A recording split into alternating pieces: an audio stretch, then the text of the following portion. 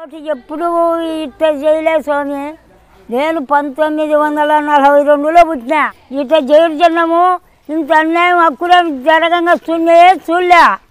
మరి ఇప్పుడు నా జరిగేది ఏంటి? ఎవరు జైలు జనం ఉంటే ఎవరు ప్రభుత్వం ఉంటే వాళ్ళు జరిపియాలనే. ఇదేనా న్యాయము? ఆ దేవుడైన ఉన్నాడే పైన, ఆ దేవుడైన రచించడా. కాగితం తీసుకొని నేను ఎవరికి వేస్తామంటే ప్యానకు జగన్ అంటే మేము వేసుకుంటామన్నారు. వాళ్ళే చింపేసినారు. 8:30కు అట్లా పోయిండే సార్. ఓటైన పోయింటే ఓటు వేయాలని పోతే ఓటు 9:30కు రాపోండి, 12కు రాపోండి, 1 గంటకు రాపోండి అని ఓటు వేయాలని నేను మళ్ళీ కాగితం తీసుకుంటే అది తీసుకోవడానికి తీసుకుంటా అన్నారు. నేను ఇలా నాకు ఓటు వేయనిలా, మేమే వేసుకుంటాం పోండి అని అన్నారు సార్. ఎవరికి వేస్తున్నారు ఓటు అని అడుగుతున్నారు సార్. మేము ఎవరికైనా వేస్తాము కానీ మమ్మల్ని లోపలికి పోనీలేదు సార్. ఓటు వేయని పోలీసు వాళ్ళు ఉన్నా కానీ పట్టించుకోలేదు సార్. మా దగ్గర కూడా రానిలేదు సార్. మా గేట్ అవతలనే మమ్మల్ని పంపించేస్తున్నారు సార్. మా ఓట్లు మాకు ఏమన్నా అడగాల, మాకు వేయించుకోవాలి మాతో. అటుతప్పుడు మా ఓటు వేసుకునే హక్కు ఎవరికి ఇచ్చినారు అధికారం? ప్రజలకు హక్కు ఉన్నప్పుడు మీరు ప్రజలంచుకు వచ్చినారు. మా ఓట్లు మిమ్మల్ని ఎవరు వేసుకోమన్నారు? ప్రజలందరిది ఏళ్ళకి ఏం లేదు సార్. ఇద్దాం సార్, చిలుపు కూడా ఇద్దాం. మాకేం ఓట్లు లేదా, మేము చనిపోయినా ఏమన్నా మా ఓట్లు మీరు వేసుకోను. ఓట్లు వేసేటప్పుడు ఏజెంట్ని నన్ను ఎందుకు వచ్చినామంటే ఏజెంట్ నందుకు వచ్చినానంటే ఏజెంట్ లేదు ఏం లేదులేమ్మా వెళ్ళిపోండి అంటే ఎందుకు వెళ్ళిపోవాలంటే ఓట్లు లేకపోండి మధ్యాహ్నం రాపోండి అన్నారు. మధ్యాహ్నం పోయేటోళ్ళు పోయినప్పుడు స్లిప్పులు చించేసి పంపించన్నారు సార్. మేము ఎందుకు పోవాలి అట్టేటప్పుడు గడప కాడికి వచ్చి ఎందుకు అడగల సార్? ఓట్లు వేయండి అని అడిగినారు. ఇప్పుడు ఓట్లు లేని పోతుంటే ఓట్లేదు ఏం లేదులే పోండి అని చెప్తున్నారు సార్. అట్టేటప్పుడు ఎందుకు పెట్టాలా ఓట్లు? మాకు వైఎస్ఆర్ జగన్ కావాలా, జగన్ కోసం ఓటు వేయాలనుకున్నాం. మా ఓటు మేము వేసుకోకుండా వాళ్ళు వేసి వాళ్ళు ఎవరు పుట్టినారు? మా ఓట్లు వాళ్ళు ఎవరు? మా ఓట్లు మేము వేసుకోవాలా. ఎక్కడి నుంచి రానీకి అవసరం ఏముంది?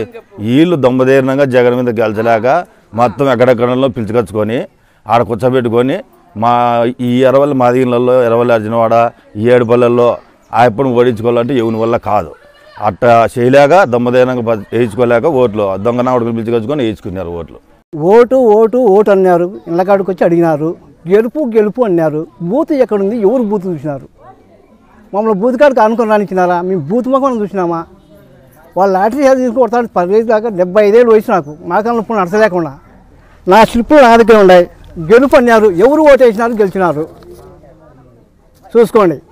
ధర్మం 4 పౌరాలు నడచాలన్నారు. ఒక పౌరం మీద నడచలే. పోలీసు అధికారి దగ్గరికి పోతే వాళ్ళు మమ్మల్ని అంటున్నారు. మమ్మల్ని తన్ని నవ్వుతున్నారు పక్కపక్క. మొత్తం 7 బల ఎవరే కానీ ఓటు వేయలేదు. అది సత్యం. చంద్రగిరి గ్రామంలో ఏజెంట్లుగా నిలబడిన వ్యక్తిని నేను. ఏజెంట్గా నిలబడిన వ్యక్తిని పారాలు తీసుకొని పోతే కూడా బయట చించి ఏజెంట్ అవసరం లేదు మేమే వేసుకుంటాం ఓట్లు అని దొబ్బేసినారు మమ్మల్ని. ఇదే ప్రజాస్వామ్యం అంటే ఇదే ఇట్లా ఉంటుందే? ఎవరు ఓటు వాళ్ళు వేసుకునే హక్కు కల్పించాలి. కానీ మా ఓటు మాకు వేసుకునే దానికి లేకోకుండా బయట నుంచి వ్యక్తులను పిలుచుకొచ్చి వేలకు బూతుల దగ్గర పెట్టి దౌర్జన్యంగా అందరినీ బెదిరించి మహిళలు అనేవాళ్ళే భయపడిపోయి ఎవరు బూత్ దగ్గర పోయే ప్రసక్తే లేదు అసలుకి. వాళ్ళంతకు వాళ్ళు వేసుకొని మాకు ఇన్ని ఓట్లు వచ్చినాయంటే ఎట్లా వచ్చినట్లు? నా ఓటు నేను వేయలే. నా ఓటు ఎవరు వేసినట్లు? మా కొడుకులను కానీ మా భర్తను కానీ ఎవరిని లేకుండా మొబైల్ పంపించేసినారు. పోయినంటే ఏజెంట్ పరాలు తీసుకొని అటు పోతుంటే మగ పిల్లోళ్ళు వాళ్ళని చించి ఒకరిని సొక్కా చించి ఒకరిని కొట్టి బయటకు తోసినారు. కనీసం అంటే 300 మంది వచ్చినారు. ఎవరు? అల్లగడ్డ వాళ్ళు వచ్చినారు, జమ్మలమడుగు వాళ్ళు వచ్చినారు, అలకడ వాళ్ళు వచ్చినారు, కమలాపురం వాళ్ళు వచ్చినారు, అనంతపురం వాళ్ళు వచ్చినారు. ఇంతమంది వచ్చినారు. మేము ఎవరేం చేస్తారు? పోయిన వాళ్ళను కూడా దొబ్బేసి పంపించినారు. ప్రజాస్వామ్యంగా ఇచ్చుకున్నామంటున్నారు అంతా. ఏంది ప్రజాస్వామ్యం? అది ప్రజాస్వామ్యమా? అంతా వాళ్ళు దౌర్జన్యంగా వేసుకునిందే ఓటు. ఫస్ట్ 78లో ఓటు వేసాను నేను. 78 నుంచి ఇంతవరకు ఇట్లాంటి దౌర్జన్యము ఇట్లా అరాచకము మేము నా జీవితంలో చూడలేదు. నా వయసు 68 సంవత్సరాలు ఇప్పటికి. ఎవరెవరికి ఇష్టం వచ్చినట్టు వాళ్ళు లోపలికి పోయి వేసుకుంటున్నారు. అసలు ఆ బయటికి పోతానే ఆ పేపర్ తీసుకోవడం, మీరు పోనీ ఇంక మేము వేస్తాం పోనీ అని పోవడము. మేము పోలే ఓటుకే పోలే. మరి ప్రజాస్వామ్యయుతంగా గెలిచామని అంటున్నారు. ఎట్లా ప్రజాస్వామ్యమో మరి అది ఎట్లా? పూర్వం దొంగలంతా ఊళ్ళు దోచుకొని పోయేవాళ్ళు ఆ రకంగా తయారైనారు ఇప్పుడు. అట్లా వచ్చి అంతా దోచుకొని పోయినట్టు ఉంది ఈ ప్రజాస్వామ్యాన్ని. 50 ఏళ్ళు అనుభవం ఉంది ఈ రాజకీయంలో. ఇంత చెత్త ఎలక్షన్లు ఎప్పుడూ జరగలేదు. పోలీసులు వాళ్ళకు బందోబస్తులు పెట్టుకొని మమ్మల్ని అందరినీ బుద్రుకాడికి పోనీయకుండా మొత్తం అందరినీ నిర్బంధించి ఓట్లేసు. చంద్రబాబు నాయుడు చేసిన పని చాలా వీణమైన పని. రాజకీయ నాయకుడిగా ఉండేవాడు ఎవడైనా సరే మట్టగా నీతి నిజాయితీగా ఉంటే ఏ పార్టీ అయినా ఉంటుంది. ఇట్లా పనులు చేస్తే మాత్రం యా నాయకుడు నిలబడే ప్రసక్తే లేదు. ప్రజలు తలుచుకుంటే ఏమైనా చేస్తారు. ప్రజలు అనుకోని పరిస్థితుల్లో కొంతమందికి ఓటు వేసినారు, కొంతమందికి ఓటు వేయలేదని బాధపడతాను. కానీ ఎవ్వరికీ వేయలేము మేము ఓటు. ఇంత దరిద్రపు పనులు చేసుకుంటే కన్నా ఈ రాజకీయం వదులుకుంటేది మేలు. నిన్నే మళ్ళీ ఎలక్షన్ అయిపోతేనే అందరూ కలుసుకొని మాట్లాడుకుంటాం. అట్లుంటేనే పల్లెల్లో ప్రశాంతంగా మా వాతావరణంలో మేము ఉంటాం. అట్లా లేకుండా బయట నుంచి జనాన్ని తీసుకొచ్చి వాళ్ళు ఎవరో మాకు తెలియదు పోయి వాటికి ఓటు హక్కు పోవాలంటే ఆడవాళ్ళకి కానీ మగవాళ్ళకి కానీ అసలు కనీసం బూత్ దగ్గర కూడా పోయలేదు. ఏజెంట్ని లేకుండా చేసినారు. ఎవరు ఓటు వేయలేదు. రీపోలింగ్ అన్నారు. రీపోలింగ్ రోజు కూడా ఎవరు పోలేదు, భయపడి. మేము వైఎస్ఆర్ తరపున ఒక ఓటు కూడా వేయలే. వాళ్ళే మనకు చెడ్డ పేరు వచ్చాదని వాళ్ళే ఓటు వాళ్ళే గుద్దుకున్నారు. వైసీపీకి 50 ఓటు వచ్చింది అనుకుంటారు. 50 వచ్చిందో 100 వచ్చిందో మనకు తెలియదు. ఒక్క ఓటు కూడా కన్నపల్లిలో మేము వేయలేదు. ఊరంతా అకేమంగా ఉన్నాము. వాళ్ళు గుద్దుకున్నారు. చెడ్డ పేరు వచ్చాదని వాళ్ళు గుద్దుకున్నారు. ఇది సార్ మాది కన్నపల్లిలో ఉన్నామంటే ఓటు వేయాలంటే మేము చచ్చినట్టే లెక్క. ఒక్క ఓటు వేయలే. వాళ్ళే గుద్దుకొని వాళ్ళే చెప్తున్నారు మేసినామని. ఒక్కరు పోలే.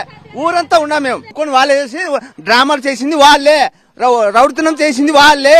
మేము పోవాలంటే మాకు రౌడితనం చూపించినారు. గీత అల్లి గిటి కొట్టి మాకు రానికుండా చేస్తున్నారు. ఆ పక్క ఈ పక్క మాకు పోని కూడా చేస్తున్నారు.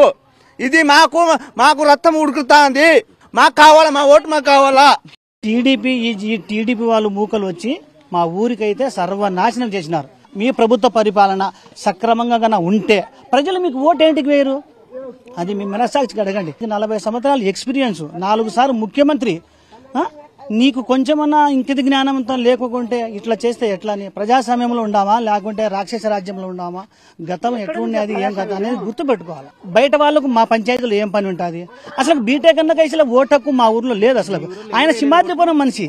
605 ఓట్లలో ఒక్కరు కూడా ఓటు వేసిన పాపానే లేదు. ఆడోళ్ళు కొట్టినా కాళ్ళు పట్టుకున్నారు. నా పోలీసు వాళ్ళకు కాళ్ళు పట్టుకున్నా కూడా నీకు ఓటు వేయడానికి కూడా పంపించలేదంటే ఇది రౌడీ రాజ్యమా లేకుంటే ప్రజాస్వామ్యంలో ఉండామా? చంద్రబాబు నాయుడు గారు ఒకసారి తెలుసుకోమని చెప్పండి ఈ ప్రభుత్వానికే. వేరే ఊరు పల్లెల నుంచి తెచ్చి తెలుగుదేశం క్యాండిడేట్లకు తెచ్చి ఇక్కడ ఓట్లు వేయించుకున్నారు. మాకు అడ్డపడి పంపించుకోకుండా, ఓటు వేయకుండా పంపించుకోకుండా, కీలో కానీ పెట్టుకోకుండా వాళ్ళ మనుషులు ఎవరు ఉండారో వాళ్ళ మనుషులకు పిలిచిపోయి ఓట్లు వేయించుకున్నారు. మేమేమో కన్నంపల్లిలో ఎవరు కానీ ఓట్లు వేయలే, అంతా ఊర్లోనే ఉన్నాం. వేరే ఊరోడు వచ్చి ఈడొచ్చి చెల్లాయింపు చేసుకొని మా ఓట్లు నువ్వు వేసుకొని పోయే హక్కు ఏముంది నీకు? ఎవరన్నా మా వాళ్ళు పోతే ఇంకేస్తారు.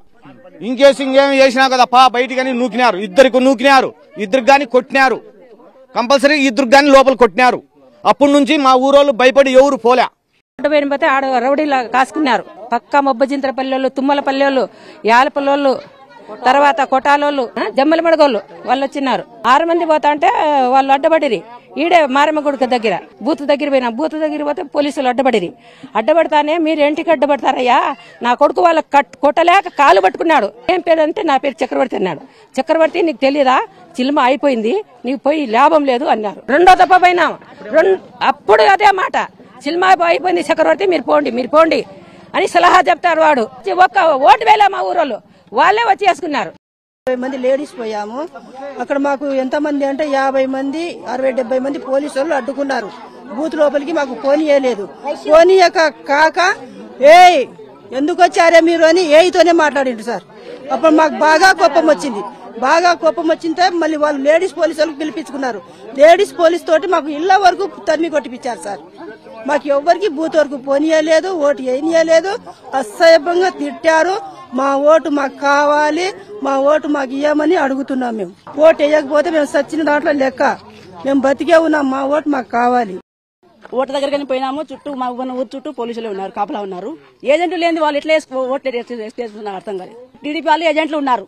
ఇట్లా వైసీపీ నుంచి ఏజెంట్లు అయితే లేరు. మేము ఓటు వేయనికే పోలేదు. మా పోలీసు వాళ్ళు రానివ్వలేదు బయటికి. ఎట్లా పోతాం ఓటు వేసేనికి?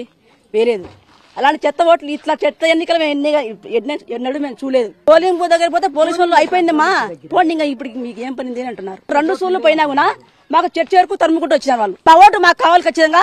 ఈసీ గారికి ఇదే తెలియజేస్తున్నాం మేము ఖచ్చితంగా. ఈసీ గారు నిద్రపోయినారేమో, నిద్ర లేపండి. మా ఓటు మాకు కావాలి, రీపోలింగ్ జరగాలి, మా ఓటు మేము వేయాలంతే.